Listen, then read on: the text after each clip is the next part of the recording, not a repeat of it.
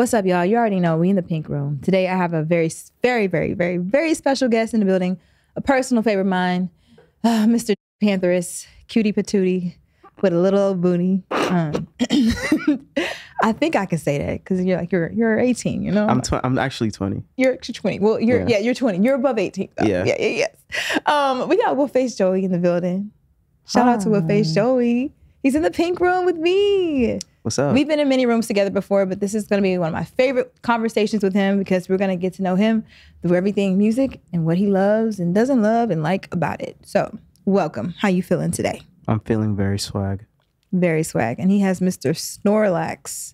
Yeah. Is that like a Pokemon thing? It's a Pokemon, but got you. That's what it looks like. I'm about to do some shameless promo. Shout out Carl. Shout out Carl. Shout out Carl, company with a K. So, oh, he has the big booty. Yeah, he got the big booty. Not me. He got the big booty, not me. Well, shout out Carl. All right, let's jump right into it because I cannot wait to hear your answer to this question. Joey, what is the first song you remember hearing as far back as you can recall? It has to be Hey Ya by Andre 3000. Oh my God, I love that. I'm gonna give it up for that. Yeah, that is amazing. It's the first like music video I can vividly remember too. Damn, that means you were really in it. I was that like, green had you. It was the hair, to be fair. And the hair, yes. It was the hair. I remember being like 20 years ago. Well, let's say when did Hey Ya come out? I don't even know. That's like just like the first like song and music video I've like remember. Yeah, it impacted you. Yeah, that's exactly what the answer should be. Yeah, that's how the question goes. Wow, interesting. Did you consume that or not consume that? But did you listen to Outkast more after that? Like, was that your introduction to Outkast? You just no. Like, have you heard the song ever since then? Of course, yes. But I didn't I mean, obviously when I was younger, I didn't just like go crazy and start listening to The Love Below. Like I didn't listen to The Love Below until like 2-3 years ago. Okay. So, okay. But it really like shocked out of me because I was young as hell. Looking at the screen, I'm like, who is this guy in a perm? And why does he look so cool? Yeah. And I'm glad that you said he looked cool and not like, oh, who is this guy with the perm? Like, yeah. What is that? Yeah. See, you've been a visionary for so long, huh? Nah, it's just born that way. Yeah. I don't like to toot my own horn. I'm here to toot your horn. Beep beep. Okay. I toot my own horn all the time. I would not be where I am if I didn't. I mean, as you should, but like I do that. I do that just, you know, I don't do it often. Well, I love that. All right. So when do you think you first realized your appreciation for music? Like to the point where you were like, wow, this is my vessel of expression. Probably when I started making it, to be fair. Like, okay. I used to I would listen a lot and be like, okay, I always wondered how people would make music. Cause I remember when I had listened to Rodeo by Travis, I was just like, bro, like how do people do like, that? yeah, how do actual people make this? Like, cause it was just like that human beings. Yeah. Cause it was just that good. So, you know, I think I started really appreciating it more when I started making beats at first, and then it was like a gradual process into recording, and I had seen like what it takes to make a really good song or a really good beat, and I just automatically just started appreciating it more. Yeah, you know? I love that. I love that. I love that you brought rodeo up as the example too. Yeah. I want to get into like your first experiences recording and all that stuff after I break down a little scene for you. Okay. So let me ask you a question first, because I kind of want to like prescribe a scene based off of like what your idea is. Okay. So when you were younger, what was like one of your favorite things to do when you were playing outside? When I was playing outside, ooh, that's a lot.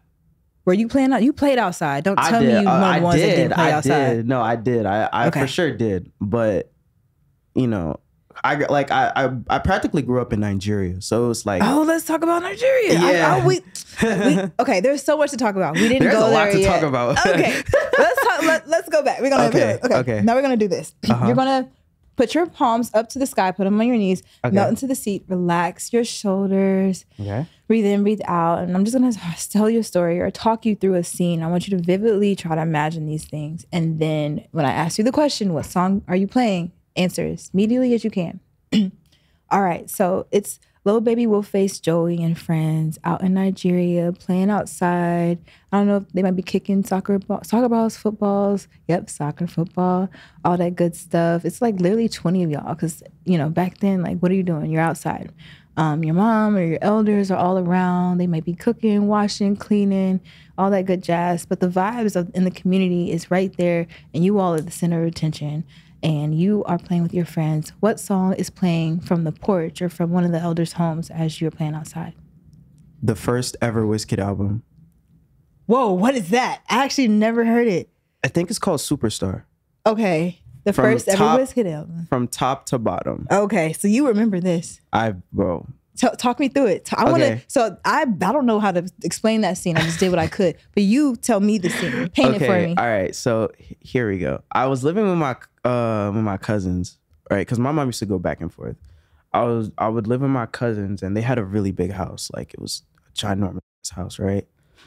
And we all collectively love Wizkid. And this was when he was just first coming out. Like, this wasn't like when he was like... When he wasn't like Americanized. He wasn't like a mega star yet. Yeah. This was like, he was still like Nigeria's little kid. You feel me? Oh, how old was he? Do you know? I think he was like 18, 19, 20. Wow. He was like you. Yeah, practically. So I remember like just like being in the because they had like a big yard. Yeah. So we would be playing like soccer, and they had like a little radio, and they had like the actual CD of the album, and they would just play it on repeat. Just play it on over and over again. And it was a really good album. I loved it. I love the album. I need to listen to it. Now I have to. Yeah. Superstar. It's a good one. That's great. He knew he was going to be a superstar before. Type. He manifested that. Great. Word. Well, let's talk about your first experiences with music. So, do you play any instruments? I tried to. I think we talked about this. Yeah. You tried to. When did you try to? Tell us about that try. Okay, so my first trial. Not trial. My first trial. My mom had enrolled me in like a music school when I was like really young. I think I was like 6, 7. I tried. Mm-hmm. I went for like 2 weeks, and I told her I didn't want to go because I wanted to hang out with my best friend. So, wait, she put you in school, and you said, "No, I'm trying to be outside." I'm trying to be outside. That's what I was. That's what I was on when I was younger. Okay. And then when I was like 14, 15, my uncle actually got me like a keyboard, mm-hmm. for Christmas. I used it for like 2 years, and then I gave it away. This was before I started making music too, which is crazy. You don't give keyboards away.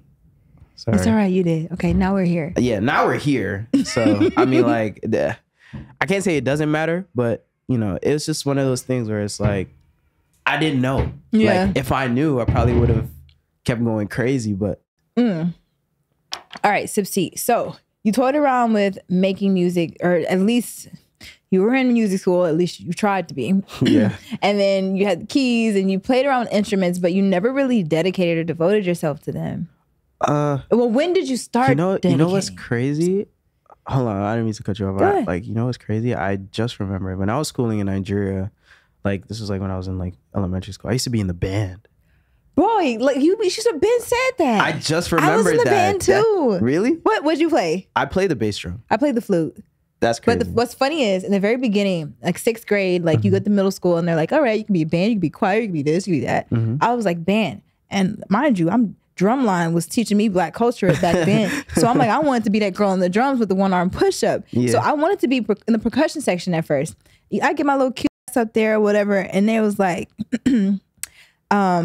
basically, I'm the only girl up there. They're like, you want to play the drums? I'm like sitting there probably not even tall enough for the snares. Like, yeah. God. And then they were like, oh, I think you'd be better at the flute, which is the girliest one. But I was first chair like 7th and 8th grade. So I was pretty good. But yeah, then I ended up in the flute section. So I played the flute, but I really got a knack for the drums and percussion. Very true. All right, tell me about that experience playing in the band. It was so...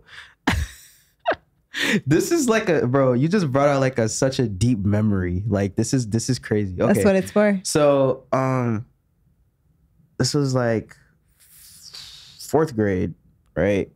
So I knew a lot of my friends were in the band, and it was like a small band. It wasn't like a big band. So we would have this thing in the morning called like assemblies and whatever, right? So like they would stand triggered in by like that word, actually. Yeah, they would stand in like lines, and then the headmaster or whatever would like, bro, they did a whole bunch of shit, like back in my school, right? Yeah. So it was like a random day where one of my friends was like, "Yo, like I can get you in a band." I'm like, "Word? For real?" He's like, "Yeah, just follow me," right? So there's like a little like ledge and whatnot. This is where like all the people stay, right? And I was cool with the music teacher. He's a cool guy. Like I like he liked me because I was from America. Yeah. And like, you know, he just liked me. Mm-hmm. So he see me there. He looked at me and he was like, "I'll let you stay, whatever." Right? So I knew how to do like the snare. Like I knew how to play it a little bit. So he let me play it and I played it, and then that was pretty much it. And then I was there from like the 4th grade till about the 6th grade, and then I was just like, I need a snare solo or breakdown or something on one of your tracks now. Like I got you. I might come around and do it one day. In a video, that would be kind of hard. It would be. That would be kind of hard. Pull a drum line, pull a Nick Cannon. Right. All right. So you played the snares. You played the drums. All right. But then like this is hold on. This is after the keys.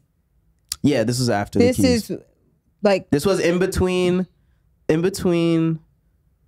So I went to I was in music school. My mom put me in music school. I moved to Africa. Then I played the drums for a little bit. Yeah.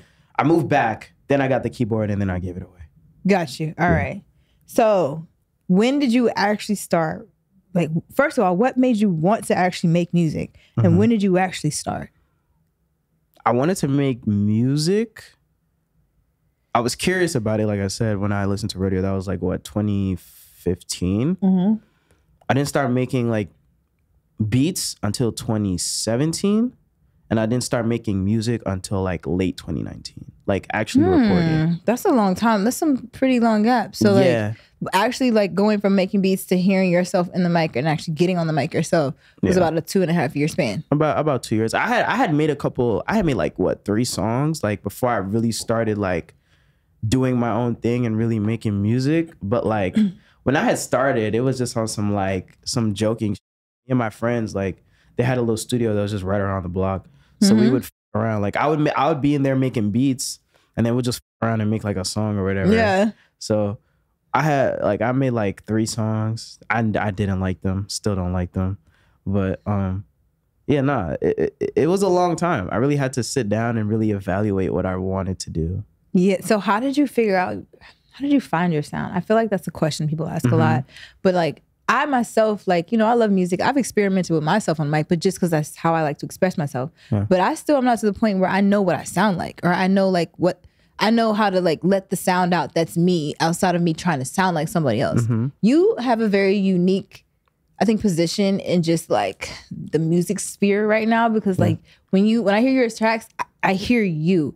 I don't hear the sound of somebody else or the sound of something familiar or whatever. Yeah. Mind you, you know, you're associated in the scene with other familiar artists, but I hear you and it's very authentic. How did you find that? Because did you have that at first or no?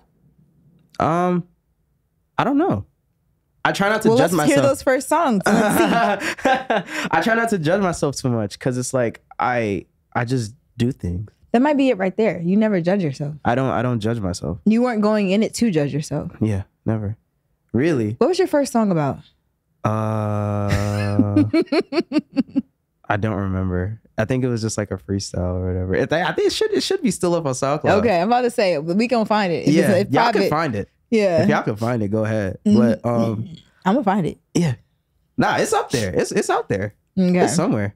But yeah, nah. I really just kind of started because I had quit making beats. Like I was done. Yeah. Why did you quit making beats? I meant to ask you that. Yeah. I mean, it was fun while it lasted. Yeah. Right? Like when you make beats, it's for a rapper to get on. You know what I'm saying? Unless you're making like a type of like beat where it's like people are just meant to listen to it. Like a score or something. Yeah. I wasn't trying to make those type of beats. I was trying to make beats for people to get on, but nobody would get on my beats.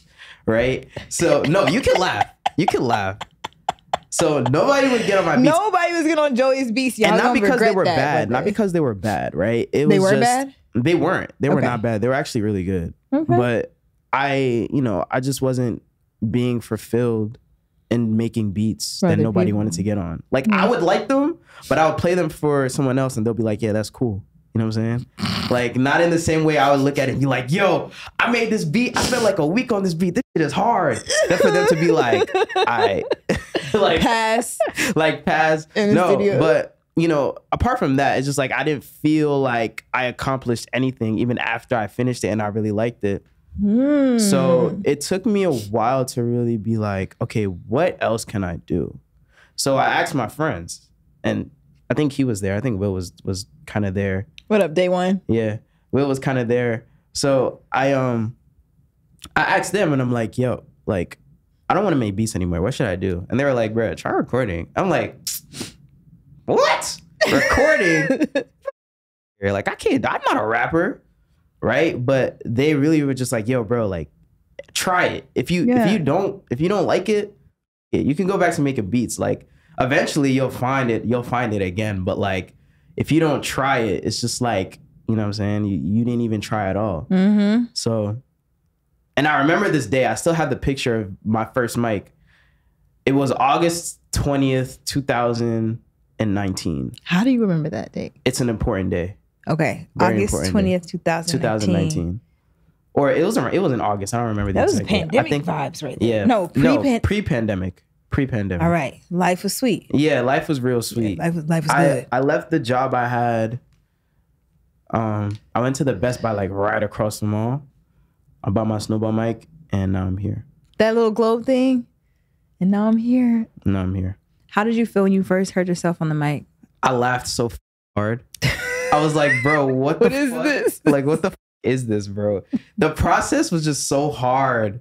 It was so hard at first. Like, hard for you to like get comfortable hearing yourself? Yeah. Really? Hard for me to get comfortable. I thought you wouldn't judge yourself. No. This was like when I really started to get comfortable because like you know what I'm saying? Like, obviously you have to get uncomfortable to get comfortable. You know what I mean? Gym right there. That's a drop right there. Yeah. Like that. So at first I was like, this sucks. But, you know, even just having to mix yourself, like make sure your vocals sound good and all that, you're basically doing like two jobs at once.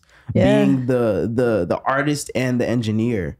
So it was hard to learn that process. But once I got a hang of it, it just became easier and it became more fun because, you know, you start to learn like about other like type of cadences or other type of like effects you can put on your voice.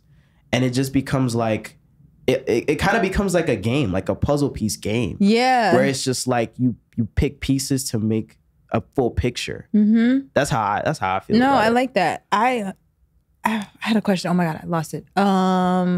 Wait, okay. How long did it take you to start learning a little bit more of like how to create a bigger picture with your recordings? With all these not presets, but like, you know, effects and like figuring out cadences and patterns and flows. Like from day one to like, wow, this is my first big body, big booty song. Yeah. You know what I mean? Like, how did you get there? I got there by not thinking about it too much. Damn, see, and that's my problem. I'm always thinking. I'm over here trying to put a curriculum together for myself. So not for myself, but like I'm asking this question like, all right, so did you study this? Did you study that? Yeah. Did you read this book? Did you read that book? I read no books.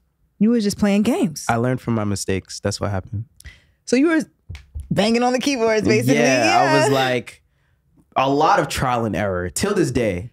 How? That's uncomfortable for me, personally. I mean, I'm not to make this about me, but like, I'm just thinking about other people in general. Like, I feel like with me creatively expressing myself through all different types of vessels, like, I just don't like not knowing what to do. I need to look at a book and say, all right, it said press 5, 6, 7, 8. All right, I did it. I didn't do it wrong this time. I did it right every time because I followed the steps. It's uncomfortable for people to break out of that. I think that has probably made you a lot stronger. Not to say other people are weak, but like made you more comfortable with just like playing with your sound and like not sounding like anybody else because you literally made so many mistakes. You figured out what worked and what didn't for you. Andre 3000 said, you have to figure out what you are and what you're not. I don't like finding out what I'm not. No, you have to. I don't want to. Like you for real have to. Like I had this talk with Will too. Like, you know, even when it came to making like the music I make now, because I wanted to fit in so bad. You know what I'm saying? Like, and a part of me still does, because like there's a lot of people in like a certain scene that I want to be a part of, and I think these people are really cool, and I would love to hang with these people. But it's like I personally feel like, you know, I don't feel accepted in that certain scene. So I had to figure out and be like, okay, if you don't feel accepted here, why the fuck are you trying to stay? Like branch out and do some different. That's pretty uncomfortable, yeah. Yeah, like branch out and do some different, bro. Like it's gonna take some time, but you have to. It's like, I don't know. It's hard to explain. It really just comes from here. Yeah. It doesn't really come from here. Yeah. Because when you're thinking about it, it's just like, oh damn, like I don't wanna move. Like, why would I wanna move? Why would I want to get uncomfortable? Yeah. But like it really has to come from like a bit of anger too. Like, being angry is kind of good sometimes. Not all the time. I know exactly what you mean. So, you know, it came from like a vengeance a little bit. Yeah, exactly. Kind of like all right, y'all don't want to f with me. All right, f y'all too. I'm gonna do my own. I'm gonna figure out who the f I am, and y'all gonna see who the f I am. Beep beep. Perfect. They're gonna beep that out. Yeah. Perfect. It's really, that's really what it is. Okay. So I really had to figure out who I was and who I wasn't, especially who I wasn't. Because it's like, all right, I stand with A, B, and C, but I can do, you know, X, Y, and Z. You know what I'm saying? That kind of thing. Well, what are your hobbies outside of music? I love watching movies and TV shows. Watching movies? Yeah, and playing video games. Oh my God. Okay, wait. Okay, before we go to the next segment, I'm not going to do a scenes with this. I'm just going to ask you a few questions about those. Mm-hmm. So what is your favorite video game score? You know what a score is, right? Like the music. The song, yeah. Probably the FIFA 16 soundtrack. Okay. Mine is the Spyro theme song. Really? You play Spyro? Not really. I'm a bit young. No, actually, I take my answer back. The FIFA 14 soundtrack. Okay. Oh, now you're trying to be younger. Now you're trying to be my age. I graduated college in 14. So look, those two soundtracks are really good. They're really good. Okay. What's your favorite movie score? My favorite movie score. I'll tell you mine. I don't even know. Mine's Pirates of the Caribbean. That's a good one. I don't know what my favorite movie score is. I gotta think. Harry Potter's theme song. Not to put Harry Potter on you. Yeah, probably because I remember this, like the songs. Like I remember it. Probably the Wreck-It Ralph, like the whole soundtrack. What is that? You never watch Wreck-It Ralph? No. Watch it. Okay. It's really good. Joey said watch it. I gotta watch it. Wreck-It Ralph. Really okay. Video games, movies. I guess that's really it. Interesting answers though. Mm-hmm. All right. Back to the show.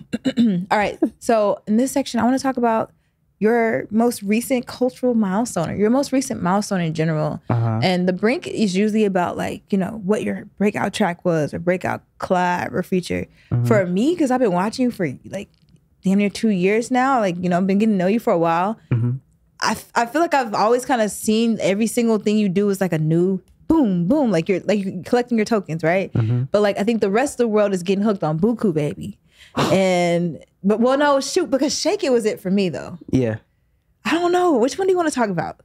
We can talk about both of them. Let's talk about both of them. Let's talk about Shake It. All right. And I'm gonna tell you why I love Shake It. Uh-huh. So I have a little bit of a pet peeve with samples, right? Now clearly sampling is great. But when I tell you the way that 22 sampled, like put that song together, like my mom listens to that song. Oh, word? Yes. Shout out to your mom. Yes. Like and my dad, I played it for them and they were like, they didn't, at first it was like, is that Stevie? Like these kids just, I'm like, but it's catchy. Yeah. It's hard to catch ears from multiple generations and, you know, I'm about to hit myself in the face. Put them together. It really is. But that song really did it for me. And I actually absolutely love that song. It's one of my top 10s. Yeah. So I love that for you. I loved how you bridged the ears from other generations together with it. I love how much fun you had with it in the video. Yeah. And I love how strong that you and 22, the chemistry between y'all is. Yeah.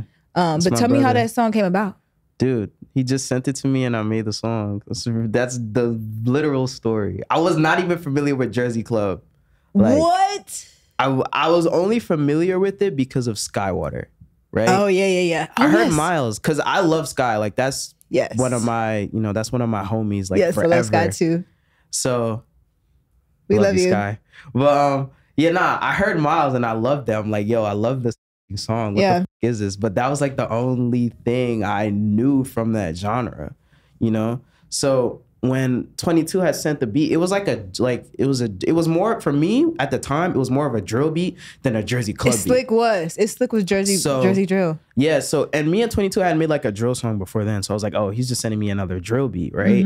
But when I knew, like, when I found out what like the whole genre was, I actually figured out why it was so important to people and why people loved it, because that genre is like amazing. You know, and people love to dance. So it's just like, bro. And my mom always used to tell me, like, you have to make music. Let me say it in the Nigerian accent.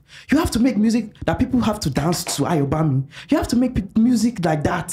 So she always used to tell me. Yes, mama. She always used to tell me, like, yo, you have to make dance music. And I was like, why the f would I make dance music? I'm trying to be an underground rapper. Like, no, but make us dance. Come on. Yeah, exactly. Let's make them dance in the underground. So yeah, so like, even when I put out that song, she was like, "Yeah, you did it." Like, well, damn, I'm doing Buku dance. You're doing Buku. You see? But I feel like when I finally learned, like, oh, okay, this is what it is. I was like, oh, great. Yeah. You know, like I love it, and you know, the scene showed me so much love. Like even the people that are in the drill scene were like crossing over and like, yo, they're like, oh, we with Joey, you know what I'm saying? Yeah. So it was great.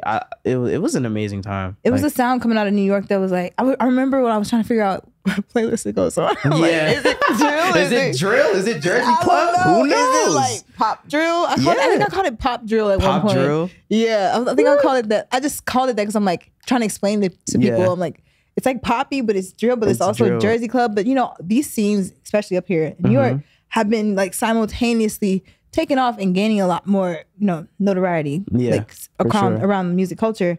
But yeah, I love what you're doing with it. So Shake It, and then you had other tracks in between there. But Buku really caught people, and I don't want to say I don't know why. Clearly, I know why, but like it just came out of nowhere. Yeah, that like it really comes out of nowhere. I always be doing my Buku Baby, like it's really crazy. But it reminds me of like a, you know, I think I like it so much. I played a lot of video games when I was younger. Oh, it sounds like a video game. It sounds like something I would hear in Spyro a little bit. Like I keep using Spyro, but that video game means a lot to me. But it's like nostalgic for me, but it's still like current and it's still fun, but it's like not like a rage sound, but it's like LOL. Yeah, rage. It's like I don't want to feel that all the time. I want to feel like this, like, you know what I mean? Like a Panthers, you know? Yeah. No, it's funny because stop saying it. Yo, the way it happened was just so random. How'd it happen? Like, okay, I'm gonna tell you this, right? And this is why trial and error is very, very important. I had posted that sound I made the song in November. I made that song last year in November. Did you play that for me when you came? Wait, when did you come? I didn't play it for you. You didn't? Was it ready then? It was like, I think I had made it like, I don't even know. Never mind.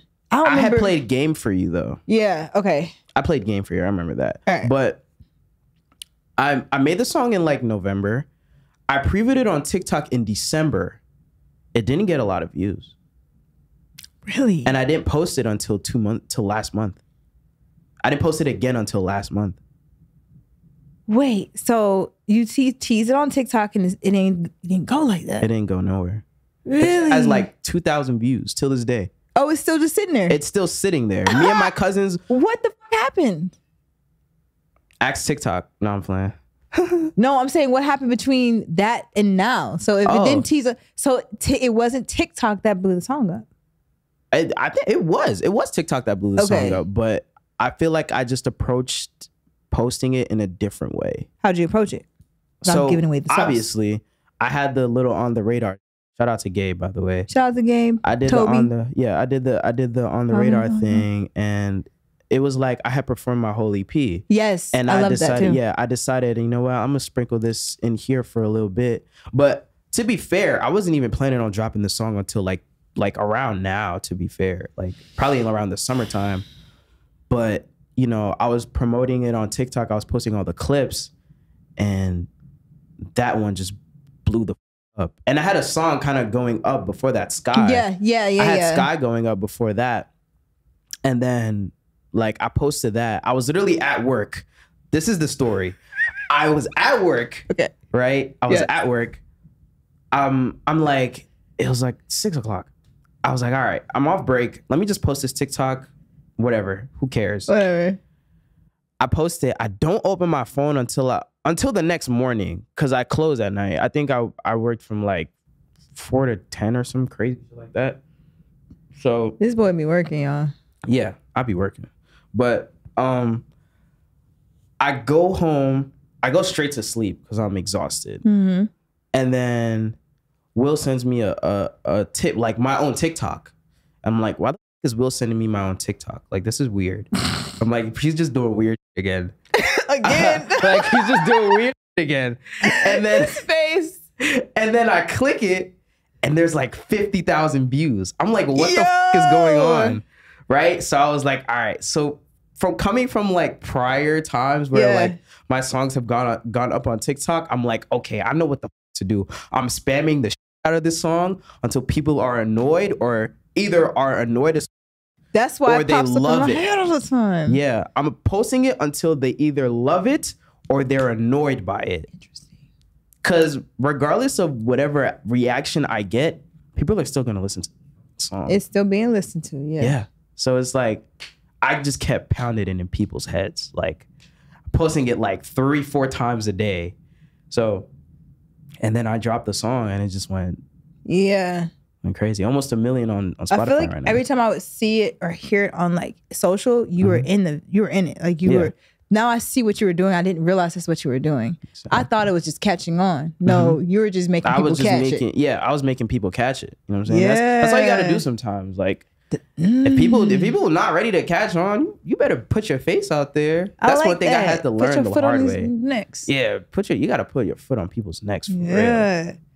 Joey, I love that strategy. Well, not that you even were thinking too much when you did it, but it was kind of like, man, y'all gonna get this buku. Yeah, you know, really. I mean? And then the comments just made it even fun. It was so fun. What's your favorite comment? It has to be either has to be around that time. People were comparing me to Pierre. They were like, "Oh, he sounds like Pierre." Da-da-da-da. So it was just funny. I was Pierre, just like, Pierre Bourne. Yeah, Pierre Bourne. Really? People were like, "Oh, he sounds like Pierre," or the cutie patootie. The cutie patootie is funny. I don't know. I just figured out the cutie patootie thing. Really? Yeah, I love it though. It's fun, bro. It was so funny, bro. I was like hysterically laughing. I forgot who first like commented it. Yeah. But I seen the comments, bro, and I was just weak. I'm like, oh yeah, I'm gonna have ammo for weeks. Yeah. Like people are gonna love this. So I just kept doing it. And then the other one sprung up like Dick Pantherist. That was my favorite one. That one is just funny. I was on the floor with that one because I was like, wow, Pantherist for boys, or Pink Panthers for boys. For the boys, yeah. Dick Pantherist is fucking crazy. But there was one time I was thinking, I was like, so I was defending Pink Pantherist in a conversation I had with a music head ass friend of mine. And I was like, but we need her. Like, I need a Pink Pantherist. Oh, yeah. Because like, why would you not? Why would we not? Yeah. So and then I remember thinking like, there's no boy version. Like, and then when I saw that, this is months ago. Like, this is a while ago, maybe a year ago. Yeah. But when I saw that, I was like, damn, that's the best thing we could probably put on like his sound. But like, I still don't want to put you in that category. I'm not putting you in any category. But if it's you, I'll take it. I love Pink Panther. She's amazing. Yeah, y'all got to get on the track together. Pink Panthers. What's up? Gotta take the dick out of that. It's like it's a little bit. Just Joey. Just call me Joey. Joey, Pink Panthers. We What's need up? That. I'm available every day. Wolface Panthers. Yeah, come on, man. Yeah, I need the feature, bro. I love you, fam. We want to hear it. The ladies want. And my UK accent is really good. So don't do it again. Hold on. You want to do my UK accent? No, you did. Okay. Yeah. I'm going to London next week. Oh, really? Yes. Oh, yeah. You better be like, yo, I'm in the ends with it, fam. In it, bro. In it, bro. Yo. Peace, bro. I need my peace, I love Top Boy. Yo, I watched bro. Oh, my God. Don't even get me started about that show. Oh, God. During the pandemic. Oh, my God. During the pandemic. And I think that's probably my favorite TV show ever. Top Boy? Not Snowfall? Swear. Have you seen Snowfall, though? Snowfall? No. I watched the last episode though. That's sick. You're sick in the head, bro. No, stop. You know what? I might go backwards. No, you cannot go. I'm about to get angry right now. You can't go backwards. It's all right. We're gonna stop there. So before we keep talking about shows, and he disappoints me even more and more. No. We'll talk about Top Boy though. That Top Boy is like my favorite show ever. Why? I just think I wouldn't say it's like real, but apart from like the drug dealing and the killing, I never had siblings, but I feel like what Deshane tries to do for Sully and what Jamie was trying to do for his brothers represents what I view as real brotherhood. Yeah, the loyalty in that was unmatched. Loyalty and everything. I think that's so important, and people look over it because of like, hold on, I'm trying to find my chain. Even when it came to what's her name, the one with the sister that ended up kind of like Jack and her sister. Like, that's what I'm saying. Like, that's real loyalty. That's real loyalty. So it's like, I feel like that's one of the most important things in the show, apart from like the drug dealing and the killing. And I feel like people overlook that because of it. But overlook like it. That's not her part. I mean, a lot of people do overlook it, bro. Like, you'll be surprised. Real. So, I think that's a real important part of the show, and I love it because of that. But I love the UK culture as well. So, you do? Yeah, I have family out there. You do? Okay, well, let's talk about like some UK artists that you may be into or listening to. Okay. We'll use that to transition to the next scene or the next segment. Okay, so my favorite UK artist, definitely Headie One. I love Headie One. How do you spell that? Headie One. Is it H-E-I? H-E-A-D-I-E. G-A-D-I-E. Okay, Headie, like head. Yeah, Headie. Yeah, because he has a big head. He literally has a big head. He got a big ass head. My mind is always in the gutter, y'all. Yo. head. Oh my God. Headie One. Drea. My bad. Sorry. Oh my God. Sorry. I'm supposed to be like his big sister. Like, I can't be talking about this. Sorry. Anyways, Headie One. Headie One. Yeah. Digga D. Digga D. Yeah, like Digga D. Cleo Soul. I didn't know she was from the UK. I guess I should have known that. Yeah, she's from the UK. Anybody that really be singing is really from the UK, pretty much. Facts. Pink Panthers. Y'all need to start singing out here. You know what I'm saying? Pink Panthers. Yeah. Who else? Oh, Biba Doobie. That's how you say it? Yeah, Biba Doobie. I really just didn't even try to say it because I didn't want to not say it right. Biba Doobie. Yeah, Biba Doobie. Copy. All right. Yeah, Biba Doobie. Who else? I'm trying to think. Oh, Millions. Millions is fire. Really, really dope rapper. You're putting me on right now. I am. I'm putting you on. I'll give you my UK playlist if you want. Send it to me on SoundCloud. I got you. Yeah. I need that. Well, who else? I'm going out there next week. Maybe I'll get to meet with some of them. Yeah. I'm his Nippa. Fire.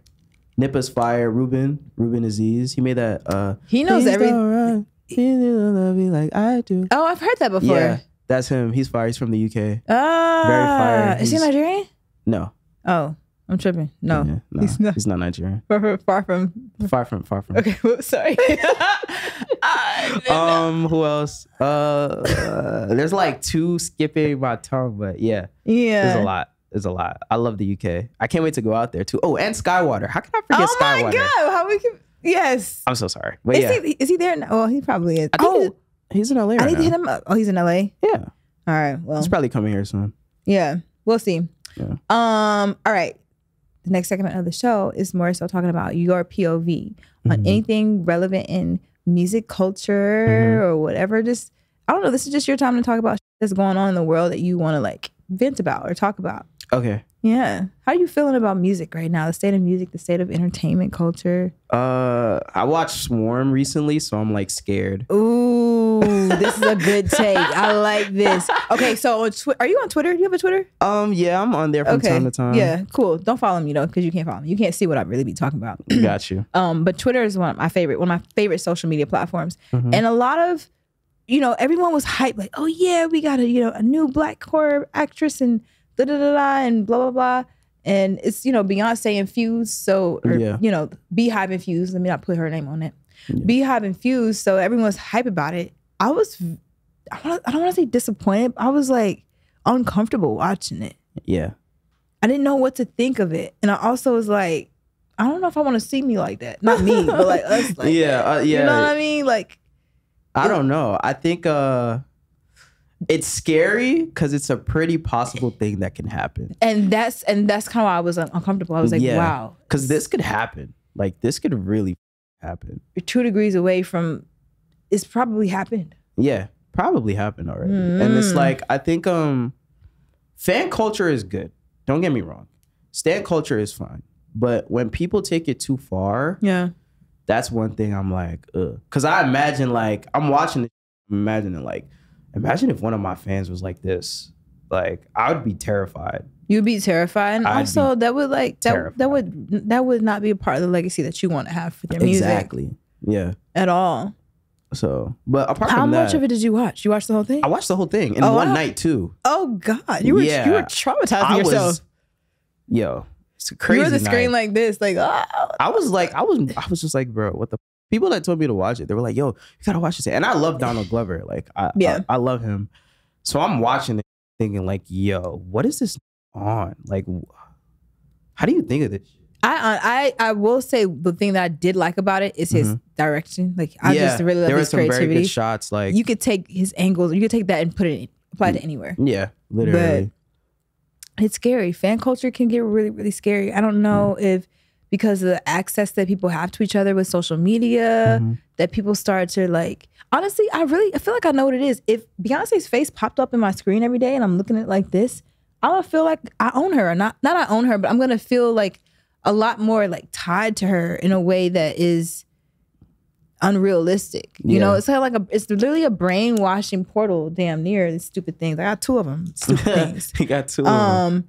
Like Kevin Gates. You know what? And I remember when I was younger with those like little posters and like, you know, fangirl magazines back in the day with Chris Brown and Bow Wow and whatever. And I remember just like holding on to him like this, like, oh, Chris Brown. Who did I have a crush on? I had a crush on Chingy, actually. Chingy? Right there, yeah.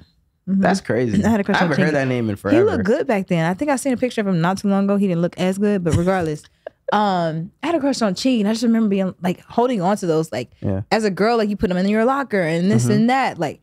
And I had no idea who those men were, but I had so many nights where I just would like listen to their music and daydream about them. Like, mind you, if I was a little bit off my rocker, maybe someone would have said something smart, she would have got slapped in the face. Yeah. I don't do that, but still, I'm just talking like, you know, from someone who may have felt like, you know, they are attached or they have a relationship with that person because of how much that they give you access to them. Yeah. And that was just a paper on a magazine. Very much parasocial relationships and stuff. Okay. All right. We have someone opera singing. Yeah. Either way, I'm a little bit afraid of fan culture as well. I feel that there's going to come a point where like artists are going to have to decide between like pleasing their fans or pleasing themselves in music. And that's where it's going to get really tricky. And that's where Frank Ocean comes in. I might ruffle some feathers. It's okay. Yeah. I mean, I wasn't happy with what happened. I wasn't happy about it, but it's like, dude, it's his shit. Yeah. Let him do him. You know what I'm saying? And he's not like your typical artist, right? Yeah. Me and Will were joking the other day. He's not he's not really. Yeah. He's an artist. He's an artist. He's not like the regular artist, but at the end of the day, he is still an artist. Yeah. But me and Will were joking the other day. We're like, bro, he's worse than Cardi. Like, oh my God. like yo, he's worse than Cardi because yo, both of them are pathological liars. But like, we love them. We love them. Yeah. We just love them. We love them. So I mean, like, well, I don't know. It's a hard line between. This guy has an actual life and he's grieving his brother's death. Yeah. And he may be going through some even more shit that we don't know about. Versus you like, we knew you were going to perform for almost 2 years, right? Basically. Yes, actually, yes. He was supposed to do it 2020. They canceled it. Yep. Right? But, you know, you knew this for 2 years. The whole ice skating ring happened. You say you didn't want to do it no more. And last minute you change it. You're an hour late to your set. I can see why people are upset. But one thing they can't take away from that performance was that it was really good. Like, I watched it through an Instagram live and I felt it. Oh, really? That's how good it was. I didn't watch it. I didn't watch it. They didn't stream it on the YouTube. They didn't stream it on the YouTube. I watched it through an Instagram live, Drea. Like, that's how bad I wanted to see it. And I still felt good about it. Okay. I loved it. I thought the performance was great. Imagine being on your feet and having to like stand there and like be there in person. And I don't even do like that. I don't go to shows unless I would just cry. Like I would just sit there and cry. And I haven't been at like an actual festival before. Yeah. So I think like the energy might just make me overwhelmed and I would just cry. Yeah. But like, you know, I thought it was great. Yeah. But just the circumstances were just, yeah. I understand that you thought it was great. I just feel like I remember hearing like IG stories. The sound, like he sounded amazing. I remember I could hear the sound in my, like I could feel the sound in my ears. I'm like, oh wait, that man's really singing. But to me, it's like, as a professional person, you gotta, I couldn't just be here and just like not look at you while I'm talking because I don't feel like it today. Yeah. Imagine how that makes you feel. Like I'm not looking at you right now. Like, you know what I mean? Like he got paid millions of dollars to do that. And then he dropped out the second weekend. Yeah. Who knows what that looks like in his bank account now? I don't know whatever that contract looks like, but it's just like, bro, you gotta show up to work. If not, then maybe you scale it down and where you just sitting down on a stool. I would have took him on a stool and on that big stage. Yeah. You know what I mean? That probably would have been really what we would have that would have been the weeping that he needed for us, or that he needed to do in front of us, in my opinion. Really? Regardless, that's his creative direction is his, to each his own. Yeah. But either way, I'm a professional. I gotta go to work. I wish I had the money that he had got to go up there. I need some money right now. No, that is very true. I mean, like, yeah, there is a professionalism that has to be applied and but like, I don't know. I just think it's a very sensitive thing that even like both of us should just be like, yeah, you know what I mean? Yeah. Like, bro, God forbid, like if I had a sibling and he passed away and I still had to show up to work. You're right. It's just kind of like, do I really want to be grieving in front of the people that adore me and see me as above them, or like people who like I wouldn't want to break down in front of my fans. Like I would. I wanted to see him break down. That's what I want to see. But why? Because that's the art right there. Is it really though? To me, that's his expression. Either way, to each his own. To each his own. We're gonna move on to the next segment, the last one of the show. But I want to do a scene really quick. Okay. Because for some reason, I'm getting this vision of you in a sailboat. In a what? A sailboat. In a sailboat? Yes, in the ocean. All right, we're gonna talk about it. Okay. Close your eyes. Okay, I'm closing my eyes. It's you, Snorlax, a sailboat that has a blue sail on it. We're in the middle of the ocean here. I'm talking ocean. Like there's nowhere you can see. And I don't know, maybe we have like a little white bandana on, no shirt, and like some little like torn, ripped little shorts. I don't know where I'm going with this. But you're just in there, like Castaway vibes, low key. I know you've seen that movie. What song are you playing on your little Bluetooth speaker as you are sailing away with Snorlax? Can I choose an album? Choose an album. Call Me If You Get Lost by Tyler, the Creator. Perfect. Yeah, that's perfect. Yeah. That album makes me feel amazing. You're so good at this. Yeah. And I didn't even give you much. I literally had no idea where I was going with that. I already knew when she said sailboat, I already had You already had it? I had it. Love that. Okay, so you on the sailboat? Okay. All right, so Joey's going to take somebody on a date and he's going to play the album and you're going to go on the little sailboat. Yeah, if you can't, to all the ladies out there, if you can't listen to Tyler with me, like his whole discography, I don't think we should be together. Not even I don't think. We can't. Yeah, we can. Not even I don't think. Yeah, we can't. I love that. All right, Joey. What's next for you? What's coming up? Music. Yeah. Yeah. A whole lot of music. You got a project dropping soon? Oh yeah, I'm dropping a project. Yeah, he just reminded me. I'll be forgetting. Yeah, I'm about to say, how you forget? It's Friday. It's next Friday. Yo, yeah, I'm dropping a project next Friday. Yo, there's just so much going on in here, bro. But yeah, I'm dropping a little 3-pack next Friday. Okay. Yeah, it's just... This will be out after that, but tell us a little. Well, how will we talk about the project if it's already out, y'all? Oh well, we can use these clips. Just tell us about like why you want what this 3-pack means. So you got Buku and now it's a 3-pack. Is Buku on a 3-pack? Buku's not on the 3-pack. Okay, right. Okay. So you hitting us with 3 more. What's up? How you coming? Just giving it to y'all, really. There's no, you know what I'm saying? It's just like putting this foot on our necks again. Yeah, bro. Like punching it down our throats. It's just music that I want to share with y'all, and I hope y'all appreciate it. It's just music that he wants to share with us, and we're going to appreciate it. Yeah. So, you know what I'm saying? It's just 3 different, like I dropped volume 1 Valentine's Day last year, and it was just like a little collection of songs, and people loved it, so I might as well just do it again. I want to do 5 of them. 5 3-packs? Yeah.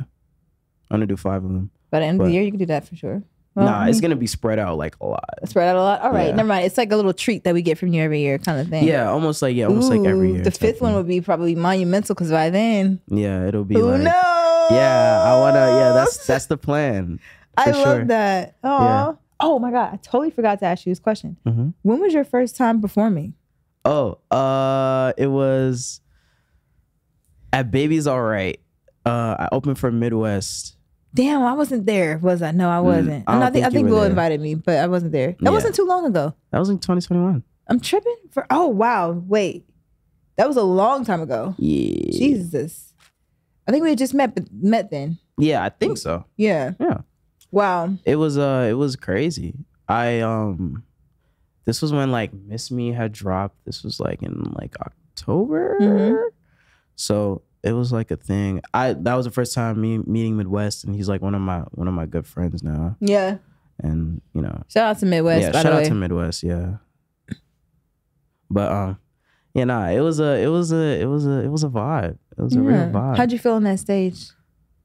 It was just amazing. Like, did you practice? No. You just got. I never practiced before I perform. I'm performing tonight. You said that, yeah. Yeah. And you don't go to the studio unless you just go to the studio. Yeah. I realized the only time I can make music is in the studio is if I have my own equipment. Like we were just in LA and I brought my interface and all my wires and my laptop, and they just had a mic, and I recorded like 3 songs. And I never do that. I probably record one song. Is it like kind of disrespectful to show up to a studio with studio equipment? Is it? No. No, it's not? No, okay. No. I know so many people who do that. But doesn't the studio have nicer equipment sometimes? Nah. Literally, the mic, yes. But like everything else that comes with, the interface and that's interesting. Like if I pull up to the studio with a mic, people are gonna look at me crazy. But like, no, that's what I'm thinking, low key. I'm like, did this man bring a mic to the studio? Yeah, no. That would be insane though. Imagine I pull up with a $200 mic and they have like a $5,000 mic in the studio, and I'm just like, nah, I want to use this one. They're gonna look at me like, what the fuck is this? Right. Yeah.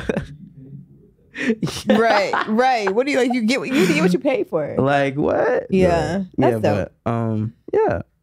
All right. I don't think I've been in the studio. Wait, you don't record with anybody in the studio with you, right? No, I do. Okay. All right. Here and there. Maybe I'll come kick it with you in the studio one day. Yeah. Yeah. You and Snorlax. Yeah. Me and my little bro right here. Speaking of Snorlax, he's getting a little sleepy over there. Yeah. Are you sleepy? I'm sleepy. Not really. I'm just bloated. I'm hot.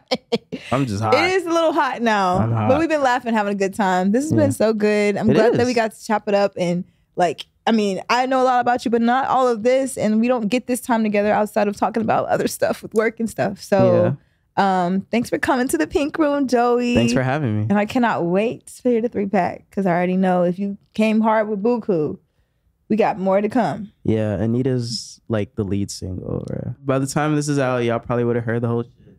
Mm-hmm. Y'all probably like it, really. Probably love it. Now I'm like, don't tell me you sampling Anita Baker on Anita. Oh, no. Okay. I'm like, no, if you did what you did with Shake It with Sweet Love, I might go crazy. Yo, to be fair, we've had so many problems with samples. Like recently, it's been ridiculous.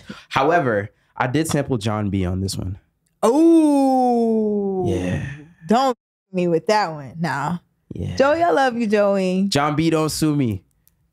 All right. Thank y'all for tuning in. Peace out. Bye.